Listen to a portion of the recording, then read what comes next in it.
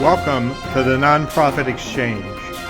Stories by leaders for leaders to help you to raise the bar on your own performance and to release the potential inside of you.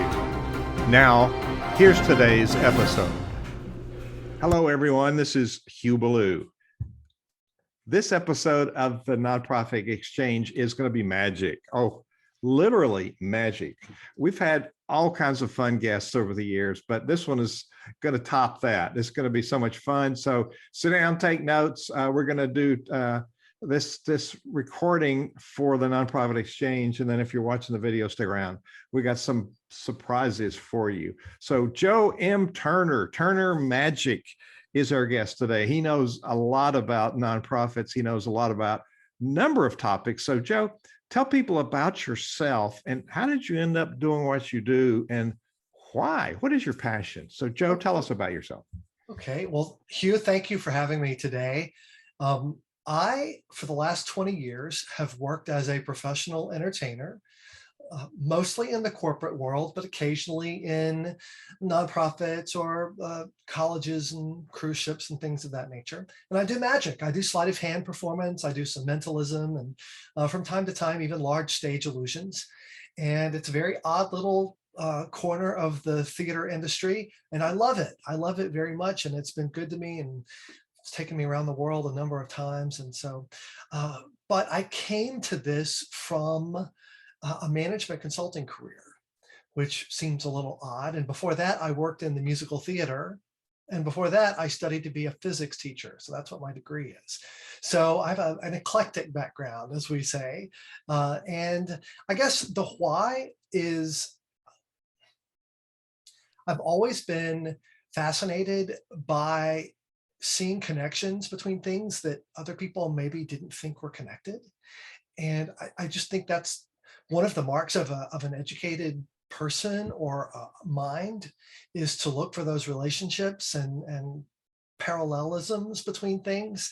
So I guess I'm compelled to explore those different talents and interests and see where they overlap and intersect and how I can use those to help people do better business or help more people or solve problems. So you're a quote management consultant. I had that title at one time. I guess there's a little bit of that never leaves you. I was in the change management consulting practice for the firm that is now called Accenture.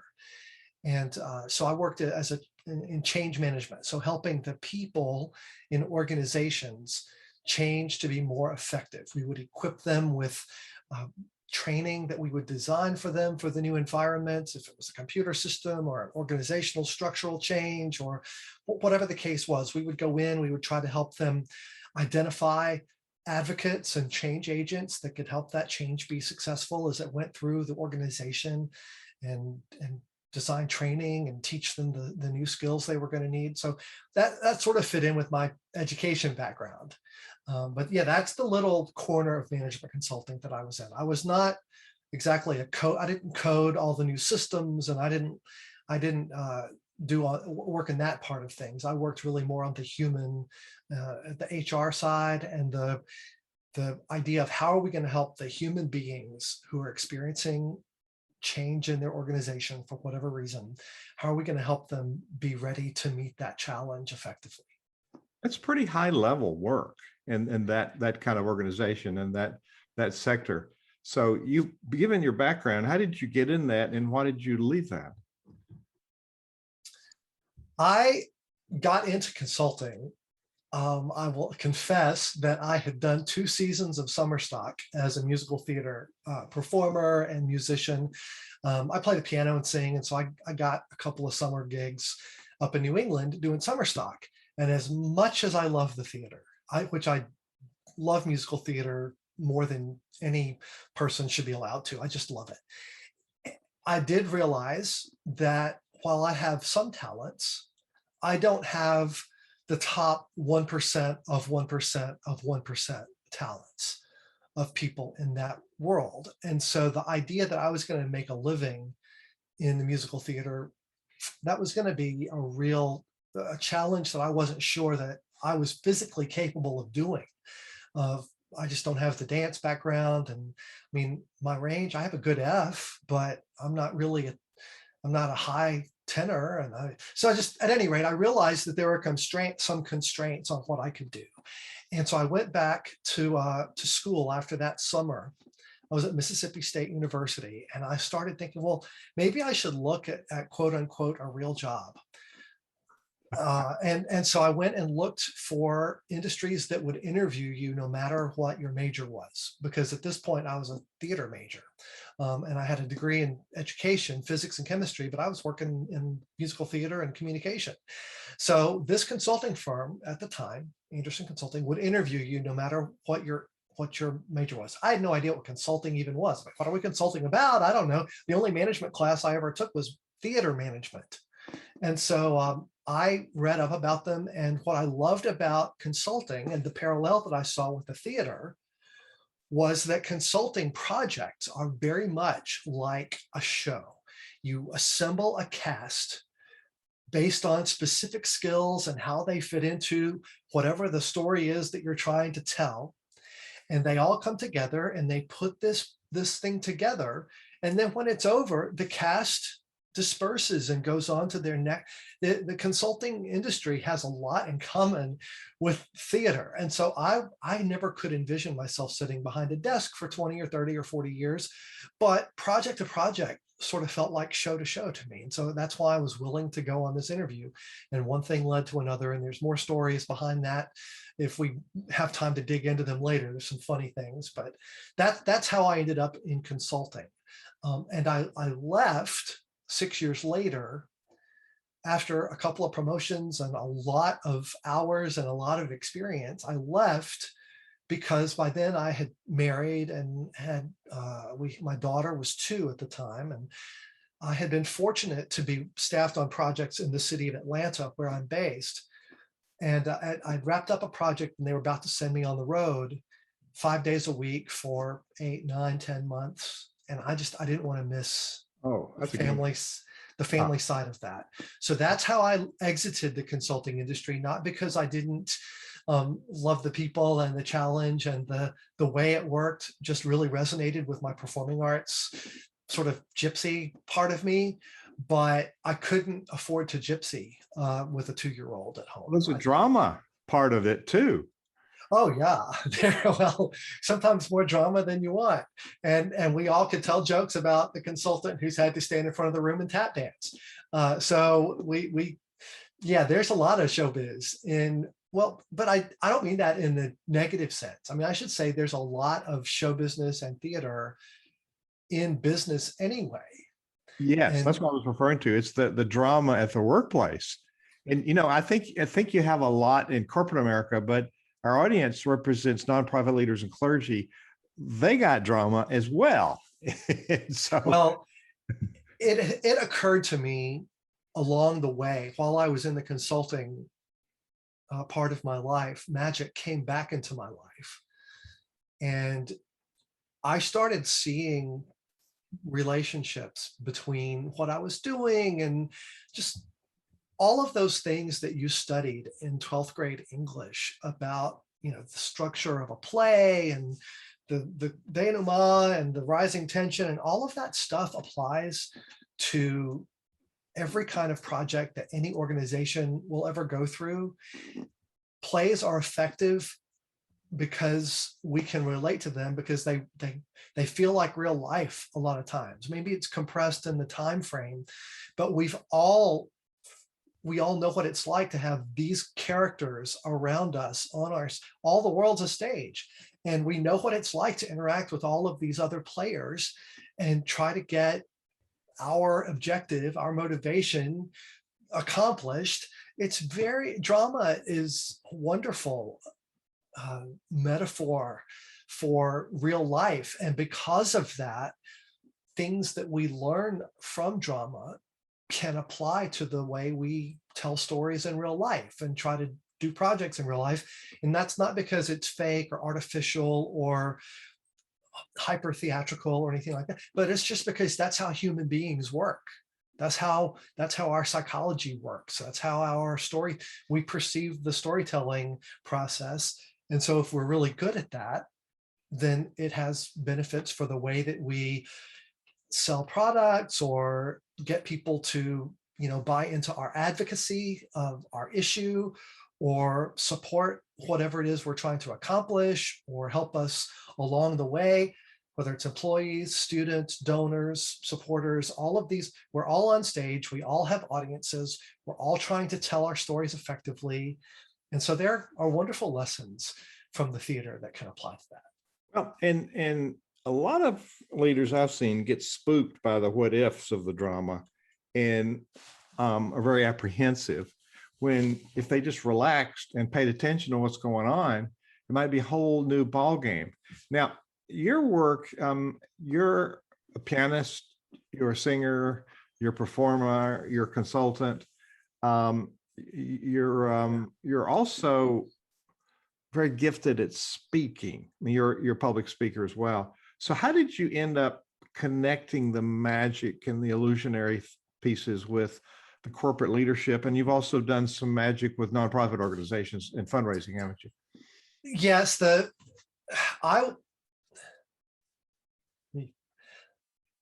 when I first came to magic, I came to it, I kind of fell in the back door. I had been doing it for fun. It was always, the magic was just a entertainment based thing, not even as structured as a play or a musical, but really just let's have some fun together and create this emotion of astonishment or wonder or just fun. And that was the value that I was trying to communicate to people. And that was the value that I was giving to my corporate clients. But over time, people would connect with me on LinkedIn or Facebook, and they would see that I had this consulting background, or a little bit more focused background than maybe many others in the magic side of what I do have. And they came to me at first with the idea of, our program, our whole meeting is about this theme. We're overcoming some teamwork challenges, or we've got some issues with some of our partner organizations that or there's been an acquisition or a merger, and where there's tension between these cultures, and we're trying to, focus on things that we have in common. They would come to me with a theme or a problem and say, can you integrate this idea into your magic to be like a kickoff for the morning session? So I didn't take the idea to them at first. They brought the idea to me of using magic to tell a story or set the table for a particular conversation. And I went from there and found that it was not a new idea. People had been using magic to communicate stories or sell products or other things for decades. And I hadn't seen that part of the industry, but that's kind of where it started. It's clients, could you do something that helps us get into this topic? And by doing that over and over, I ended up doing trade show work. Companies that were exhibiting at expos would hire me to work at their booth and use magic to draw a crowd, but also communicate something about their product or their service or their software or whatever it was. Marketing events, product launches. And over time, I realized that if I could use magic to tell a story that was handed to me by a client, why wasn't I using it to tell the stories of the things that I'm excited about? I could tell my own stories or communicate my own messages. And so I had a friend who was a professional speaker in the National Speakers Association, and she said, Joe, you should be using what you do on a platform, not just as entertainment, but to inform and inspire and engage people around your message. And the messages that I landed on were this parallelism, these lessons from show business that can affect the way we engage our own audiences, how you can be better at what you do by learning lessons from magic and theater. And it's an odd thing, but it's fun. Well, and we want to help nonprofit leaders embrace business principles. And this is an adjunct principle to that. This is, A lot of times we look at drama in our churches and our nonprofits and our synagogues, and what's happening isn't really what we think is happening. So there's an illusionary, diversion there that we get all sucked up in this drama when really there's something else going on because we're not really paying attention.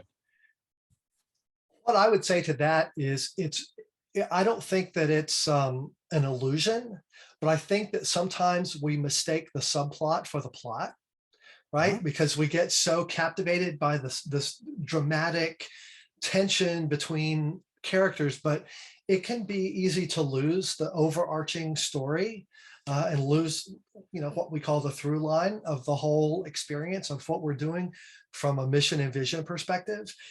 And I have helped organizations, nonprofits in, obviously in fundraising situations where, they come to me and there's a particular issue that's close to their heart, and they explain to me why it's close to their heart. And that helps me get it close to my heart. And then I'll work out a show or a program that they can take to their audience to motivate them to support in some way, either tangibly or physical work or donations or whatever. But in the process of doing that, I really think it helps them. The process of helping me understand what they do is a lens that helps them refocus on their own through line, because it forces them to go back to what's the core goal that we're trying to achieve, whether it's as a whole organization or even it's just for this event or this campaign. What's the core through line? And that's one of the things that we did back in change management days, is make sure that our change agents and advocates were staying on topic and not being pulled off into the subplots, right? And I've worked in my own churches over the years in worship music, and if there's a subject that is more controversial, friendships have been lost and wars have been waged over worship music styles, and so it can be difficult in a church setting to deal with that. But the thing to do is try to go back to your core principle. What is it that you're trying to accomplish with this? And get everyone who's going to be on board with that to go forward. And that may be a sign that some people aren't going to be on board with that. Okay. And that's okay too. Maybe they're supposed to do something else. Maybe their calling is in a different direction. It doesn't mean it's invalid or that yours is invalid. It just means that sometimes, there are points on the change curve where characters change what they're doing. That's that. And to your point, I would just say it's not that the things are drama themselves. It's that we allow the subplot to take the spotlight away from the main story. And that's where the trouble starts. Love it. Love it. Love it. So there's a number of questions come to my mind, but we're recording this episode at what we think might be an end of a long, tough pandemic shut in, and we've had to reinvent ourselves, and so we're sort of in a thaw. But coming out of it, change management is a big deal. Nothing is going to. Some people, I heard people the other day talk about some organization be glad when we get back to normal, and I don't think that's ever going to happen. From my humble standpoint, I don't even think we're going to have a new normal. I think it's got to be a new radical, because we've learned a whole lot. So from where you sit and what you do with organizations and with leaders, how will that impact what you're doing? And what advice do you have? We have nonprofit leaders and clergy watching this today, and they're looking for some magic, but they're really looking for some inspiration. What do we do to get these people on board? So how would you, as a change management I would say expert, but a resource, you've done this for a long time, what would be your thoughts for people?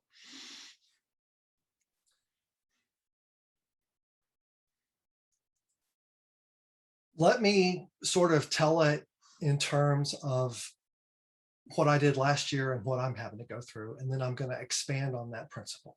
Love it. I was on a ship performing in the South China Sea in February of 2020. When the ports closed all around us and we were at sea for almost 2 weeks, did not know where we were going to end up stopping. All of our original ports were no longer available. We had no idea where we were going to land. And a port opened up, and we ended up going to Singapore, which was not part of my itinerary. And I got off the ship, got on a plane, and came back to Atlanta. And so this is mid-February of last year, a month before everything changed here in the United States. So I did have about a month head start on thinking about what things were going to be like. Still hoping they wouldn't, but realizing that in all likelihood, something drastic was about to happen. And in mid-March, everything shut down. And in the course of about 36 hours, maybe 48 hours, every event on my calendar for the rest of 2020 canceled or postponed or just became a complete question mark. I had never used Zoom in my life, but the first meeting I went to on Zoom in the third week of March, I realized that this was a tool I was going to have to adapt to in order to be productive in some way during the rest of the year. And I launched a virtual show. I went through all of my repertoire, the things I know how to do. Behind these curtains lie a couple thousand books on magic and illusion and sleight of hand and mentalism. And I went to the resources I had and said, what can be effective in a box like this? What can I do in this environment that is still engaging and connects with people, and where the decisions they make in real time affect what happens in the show, to create theater using a different tool? And I launched a show on April the 3rd. So I was one of the very first in my industry to do anything virtual. And my show was recommended in the New York Times in May of last year, which was great. It was, and many more amazing and just groundbreaking shows than mine were developed over the time from that time till now that make mine look like a primitive, its first step. But it was a first step. It was just someone trying to adapt. To draw that to maybe something more general, I resisted the term pivot very much, because to me, pivot implies a change of direction. I'm a physics guy. And so if something pivots, then it's going in a different way. It's pointing in a different way. And my goals had not changed. And the message that I wanted to convey had not changed. The skills that I had not exactly changed yet, but the thing that motivated me to do what I do had not changed. Nonprofits' goals have not changed. You didn't pivot the problem you were trying to solve didn't pivot. The people you're trying to serve are still where they were. They're still, the needs that they have aren't now totally over here because of what had happened. So I resisted the term pivot very much. And I reframed it all in my mind as I didn't change directions. I added lanes to my highway. And so I had my live action and my speaking and all of these things that were taking me towards my goal. I didn't pivot. I added a virtual lane to what I was doing. And as far as I'm concerned, it's just another venue. It's, the things I do in a theater aren't the same things I do in a boardroom. The things I do in a boardroom aren't the same things I can do on a ship, aren't the same things I would do in a restaurant, and they're not the same things I would do on on camera in Zoom. It's another venue. And that's one of the things is performers have to adapt to the venue. A lot of times, even in the musical theater, the person who comes in, it's not enough to be the right actress who can create the emotion and can dance the steps and can hit the notes. But sometimes you also have to fit the costumes, right? So there's a lot of things that happen. So I have to adapt, and I had to fit myself to this environment by adding a lane to the services that I could offer. And the benefit to me for that is I didn't add subplots. I didn't get caught up in the pivot conversation. I was doing the same thing for the same reason. I didn't pivot a thing. I added a lane. I think that is helpful in communicating nonprofits through any kind of change. It's not exactly about changing direction. It's about changing methodology and maybe adding skills. So you're not taking anything away from anybody. You're not leaving people behind, but sometimes you have to add a lane to what you're doing in order to continue to make progress towards what you're trying to accomplish. I hope that's just a different way to look at it. It is a great way of looking at it, man. I struggle with that myself. If we were doing meaningful work now, there's some things that maybe we can rethink and revise. And we've decided, there are really some committee meetings we could have on Zoom or maybe do it by email. Absolutely. It's a mistake to think that everything you were doing before in the normal times is the way it should be. Absolutely. Absolutely. So this is an opportunity to make good changes, not because you have to, although and sometimes we did have to make some additions, but also because now that we have this other lane, maybe this is a better solution to some things that were doing before that can now be done more effectively. So definitely a huge mindset change but you need to be able to tell that story to the people that you're serving and that are helping you serve your audience, to help them not chase the difficult, the conflict, and stay focused on, where is this highway taking us and why? And the potholes are always going to be there. There's always going to be I hate to just overload the metaphor, but the idea is that helps you stay focused on the most important thing. That was worth tuning in for the whole episode. We got more good stuff coming. I just hang on.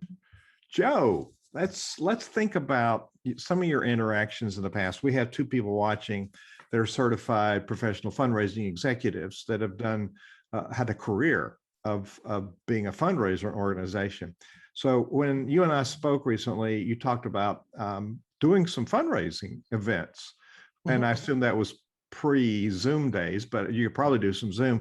What does that look like? And what is the magic about doing that? And for a fundraising venue, it's sort of like going to a wine tasting and you hit people up for a donation. You get them in a good mood. What is it like? Tell us what it's like and why does it work? Well, I did some pre-Zoom, obviously, but I have done some more recently in the last year on just using Zoom. And what I love, my show, I do mostly corporate work, meaning I pack everything I need into a couple of suitcases that I can fly, as checked baggage and go anywhere in the world. So I don't have a bus and truck tour that has to back up to a theater. I can set up my show in a hotel ballroom or in an event space or in a church, auditorium or fellowship hall. I mean, I've been in, you name it, any kind of strange restaurant room. And because of that flexibility, I have very low overhead. You don't have to rent special facilities or get special lights or any of that sort of thing. So what it looks like for organizations to work with me is what we're going to do is use the event, like going to a show. That's the fundraiser. That's the experience. We're going to give them an experience that they can enjoy, that they can bring people to. Magic has universal appeal. It crosses language barriers. It crosses cultural barriers. And I've produced a show here in Atlanta since 2014, downtown Atlanta, Midtown, and we've got your red, your blue, your every kind of person that wants to, that in there, it's all the same. It's just, they can't believe that physics suddenly took a break. And so I work with organizations, and what we do is we say, I'm going to perform a show. Some of the moments in that show are going to be designed to spotlight specific points of your story. And I'm going to work with your team to figure out what those are going to be. And if there's specific people that we need to highlight, if there's a video that we need to show, we can insert those moments into the experience, into the overall experience. But even if we don't make a pitch for, an additional donation, all of those things can be put in. But at the very least, they bought a ticket, and you've created, I'm going to get paid out of that money. So this is a way that organizations, we can share the money that is raised for that event. They get money without having to invest in any kind of software system or use their own, it's just, they're going to use their own things that they already do, their own communications, their own social media to promote this event. And then it can happen on Zoom and nobody has to rent a theater, or it can happen in real life and we just do it at your church or at your venue, or maybe a school or someplace is willing to donate the space. So there's a lot of different paths within that it can take as to how we make it happen. But the idea is the show itself becomes this experience that people have bought and paid for that generates its own revenue. And then we can use that to point toward a fundraising campaign or to recognize donors that need some spotlight and that we want to show love and gratitude to. And there's a lot of different elements that can go into that experience itself. So that's how it works. I work with you the same way I would work with a client that I wanted to represent them at their product launch or at their trade show and sell their widgets. I want to understand, well, who's going to be at this trade show and why do we want to sell them these widgets? And helping me understand that helps me create a show that accomplishes that. It's a similar process. I want to understand the story of the people that you serve and why, and use this dramatic art to help stimulate that emotion for other people. And to do it in a theatrical way, it's engaging, and it's the way human beings, we come together. I mean, we come together at theaters, we come together at churches, we come together to go to concerts or this communal social gathering is a powerful thing. Even on Zoom, it can be powerful. And I can argue that it may be more or less powerful depending on other factors. But the point is, we love to come together. And when we do it in a dramatic, when we do it to experience this dramatic moment together, that shared experience has value. I'm rethinking that. I've been to quite a few in many years of being inside and external to nonprofits of all kinds. And that includes Church Fest. And we get too much in a rut. These are the expectations. Sometimes they're a little too stuffy, sometimes a little too formal. Sometimes people go because out of a sense of obligation. What you're helping me rethink is we don't tell our story enough. We assume people know the story. And we really need to go back and speak about the why and give a refresh, and then give people a fresh start for reigniting their passion for it. And I'm seeing you interact in my mind with an audience and having a lot of fun doing it. And people like to have fun. Well, what I will add, just to put a bow on the subject, is the reason magic works is that it's a pattern interrupt. It surprises you, but in a way that the world stops working the way you expect for a moment, and you're delighted by this sudden change, this new thing that didn't happen the way you expected. And that's what salespeople use to get people to remember. That's how we remember. We remember the moments that stick out from the background noise, right? It's very difficult to remember everything that's down inside just the regular noise, but those moments that stick out, those are our signposts. Those are our guideposts for what we remember and how we tell the story. Magic by nature is surprising. It is unusual. It is outside the ordinary experience. Besides just doing a show, it's a show that makes the world look and feel different than you expect. That is an automatic pattern interrupt. And tying a message to that is a very good way to ensure that it will be remembered longer than a message that was just more of the same. That is why magic is a good teaching tool. That's why it's a good sales tool. That's why it's a good tool to get people to remember whatever the message is that you're trying to convey. And that's why I think nonprofits should pay attention to it. It's something I never thought about. I thought it would be something adjunct to this. Joe M. Turner is our guest today. You can find him online at turnermagic.com, turnermagic, TURNERMAGIC.com, and then you put a /blog and you'll find the blog. What will people find when they go to your website and your blog? What are some things they'll find? They will read things that occurred to me when I'm late for a plane, or when I make a mistake and realize I can learn something from it. They might find my response to something I've read recently that either I agreed with or disagreed with. A recent blog I wrote was where I found I was reading in a magic text something that resonated with me, but which I ultimately disagreed with the way it was framed. And so I explained why. I try to think about the information I encounter and test it against, my core beliefs, and test my core beliefs against what I'm seeing and learning and experiencing. And that's just kind of how I live my life. And that's what I do. So when you read my blog, you're going to see what I think about. It's not always, oh, let me show you this magic thing.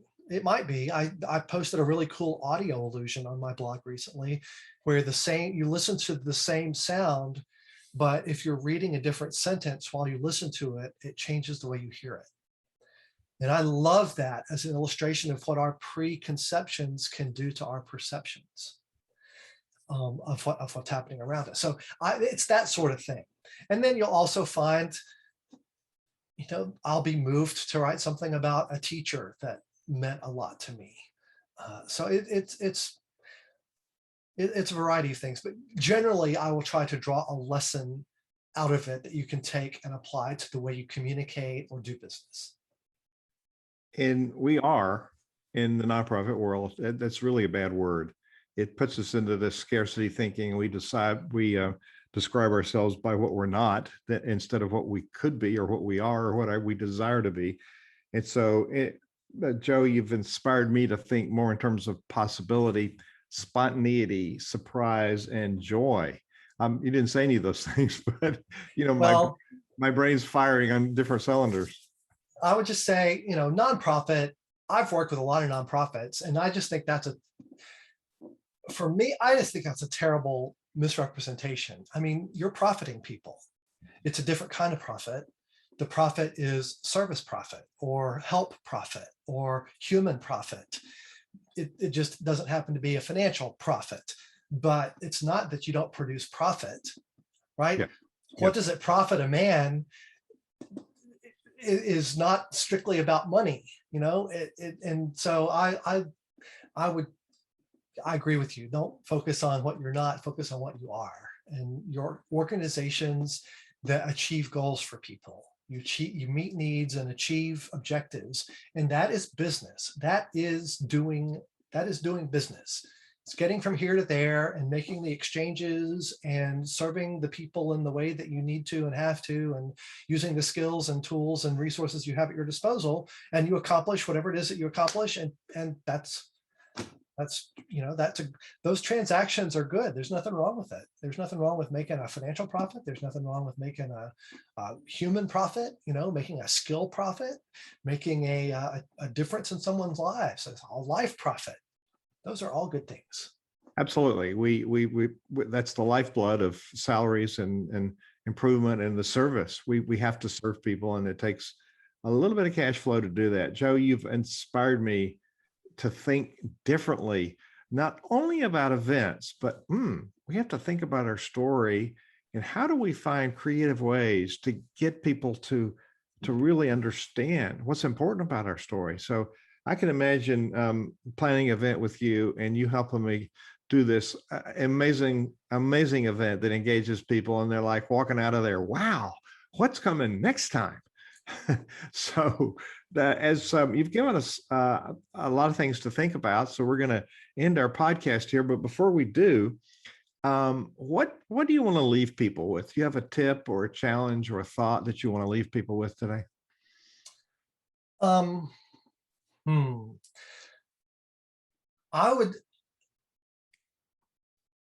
going to go in a different direction with this, because I shared this on my Twitter today.